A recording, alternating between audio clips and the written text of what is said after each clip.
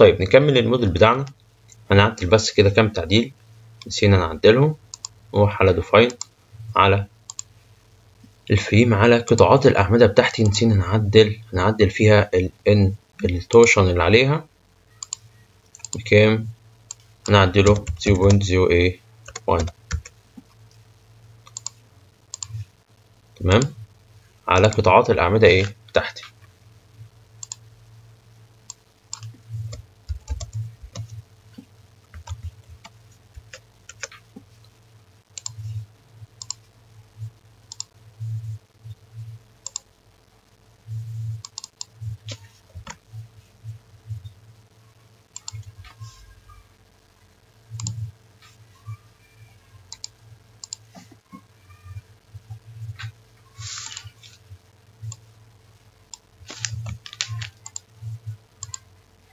واقول له اوكي.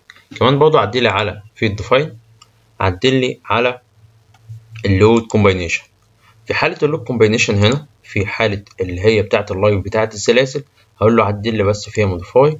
هقول له عدل لي هنا ال ام هي اللي بايه؟ اللي بتكون بواحد، وال بي هي اللي بتكون بايه؟ بنص. تمام، عدل لي هنا ال بي هي اللي بنص، وال ام هي اللي بايه؟ بواحد. هقول له اوكي. تمام، وهقول له اوكي. طيب بعد كده هعمل التشيكات بتاعتي. عندي هعمل هنا 4 تشيكات محتاج ان انا اعملهم. طيب هروح دلوقتي اقول له 1.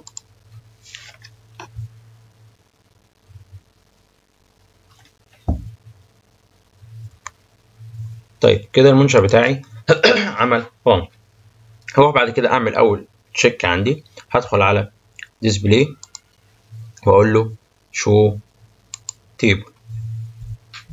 هدخل على الاناليسيس، وهدخل بعد كده على ستراكشر. هدخل بعد كده على البيز رياكشن، واقول له هحدد هنا سيلكت اللود كيسز بتاعتي كلها واللود كومباينيشن بتاعتي كلها، وهقول له اوكي. هدخل بعد كده عايز اتشيك على الاكس بتاعتي، عايز الاربع قيم دول اللي هي في اتجاه الاكس وفي اتجاه الواي. وهتشيك برضو عندي على القيمه بتاعتي اللي هي الاي اكس بتاعتي.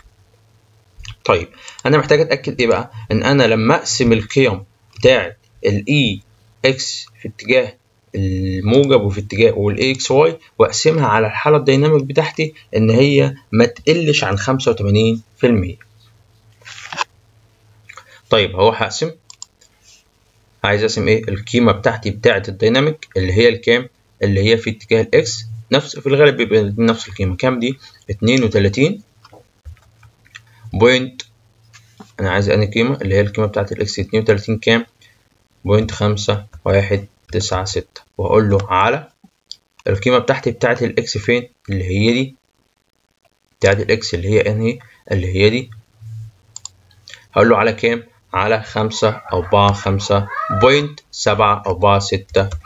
واقول له انتر.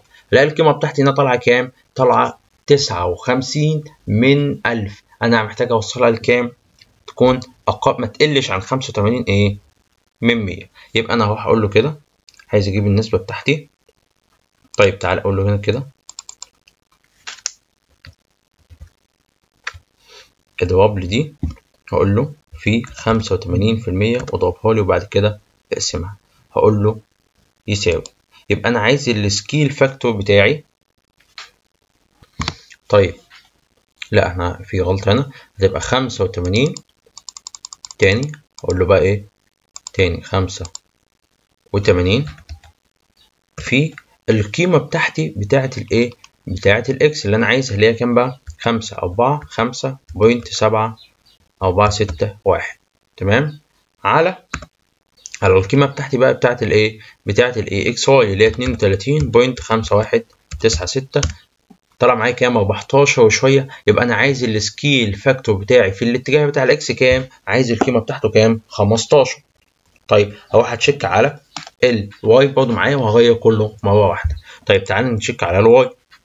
همسك القيمه بتاعتي في اتجاه الواي اللي هي كام؟ 31 بوينت، اللي هي القيمه دي اهي، 31 بوينت كام؟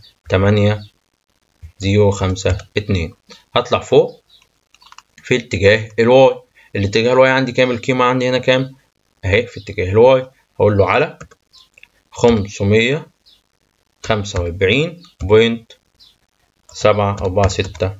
وهقول له ايه؟ انتر. طلع القيمه برضه كام؟ اقل من 85%. طيب عايز برضه احسب السكيل فاكتور بتاعي، احسبه ازاي؟ قلت همسك القيمه اللي عندي، حسبتها ماشي، همسك القيمه اضربها في 85 في القيمه اللي عندي اللي هي كام بقى؟ اللي هي دي اهي 545.7461 دي في اتجاه الواي.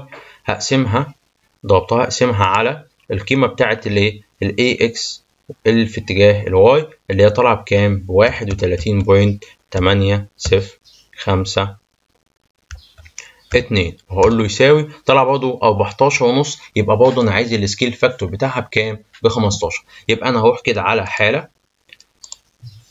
نقفل ده، هروح كده على الحاله، تعال كده نقول له ضم، هروح افك، اقول له ديفاين على ديفاين، واروح على اللود كيسز واقول له الحاله الاي اكس واي اهي، هقول له موديفاي، هعدلها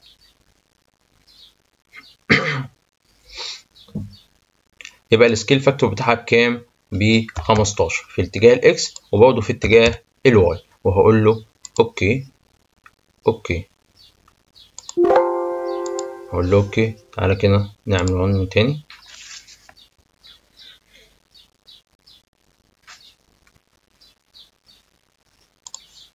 طيب تعالى نروح تاني، نروح على display show table واقول له لازم احددها، اقول له اوكي. تعالى نشوف القيم بتاعتي.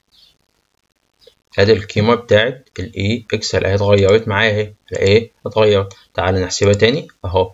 همسك بقى القيم بتاعتي، هقسم القيمه دي اللي هي كام؟ 487.7935.